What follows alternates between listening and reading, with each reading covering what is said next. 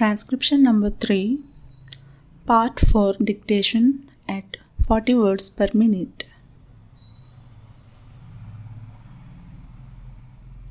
With the cooperation of all and the implementation of the 5-year plan, I am sure, sir, that we should be able to lay the foundations and fulfill the dreams of India.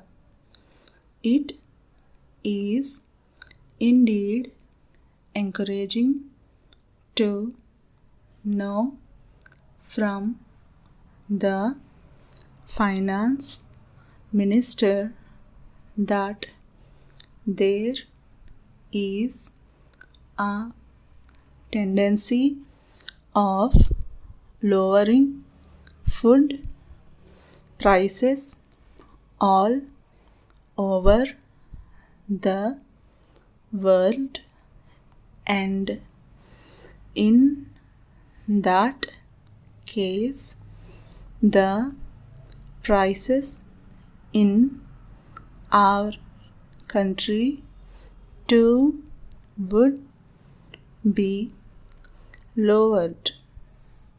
Regarding defense, for obvious security reasons, I do not agree with my friends who say that the expenditure should be curtailed.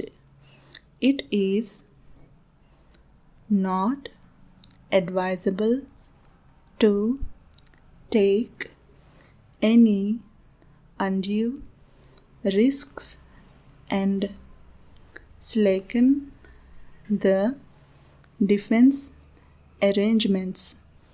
Indeed, defense is one of our valuable assets, although strange to say, there seems to be adverse opinion in some quarters.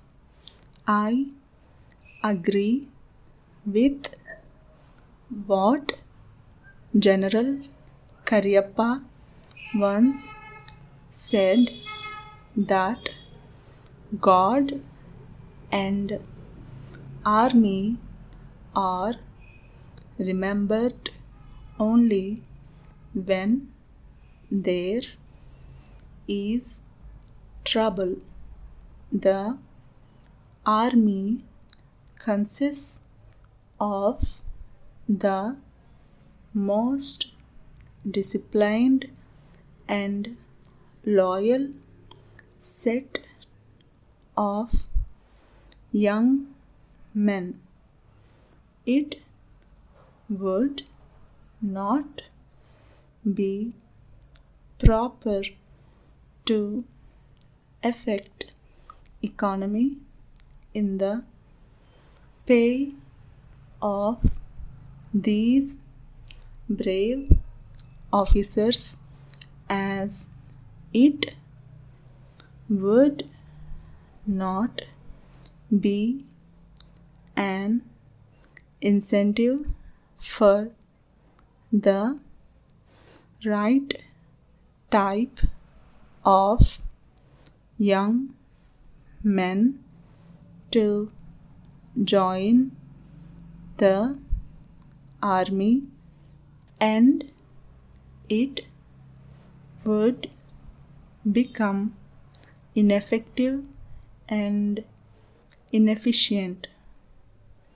I believe already officers who were drawing rupees 1400 as their pay are now getting only rupees 700 and about rupees 100 as allowance. That is, they are getting about half of what they were getting before. It is very hard for those officers on field duty to establish separate establishments for their families and for their children, and I would specially appeal to the finance minister to see that the family allowances may be restored to those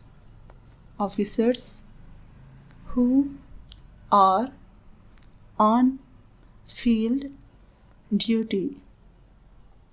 Economy in army could be affected in other ways.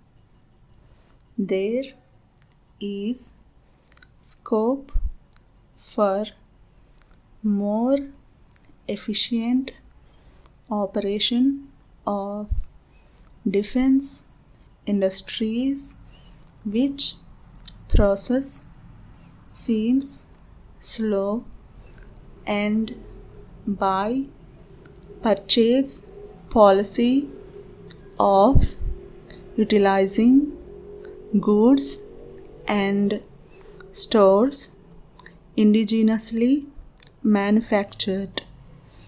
Preference should be given to country-made war materials such as could be produced here, and they would be cheaper than foreign made goods.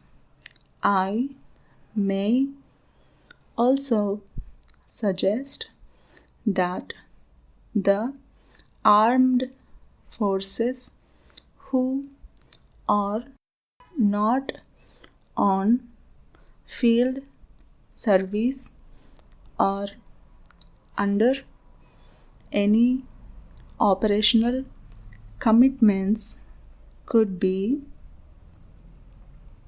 utilized for giving military training to the youths in schools and colleges, which would teach discipline and loyalty. The university authorities should make military training as part of their compulsory education, just as they have adopted social, domestic, and political sciences. The National Cadet Corps is already inculcating military training in some universities such as Bombay and Calcutta. But if military training is made compulsory for our university students, it will go a long way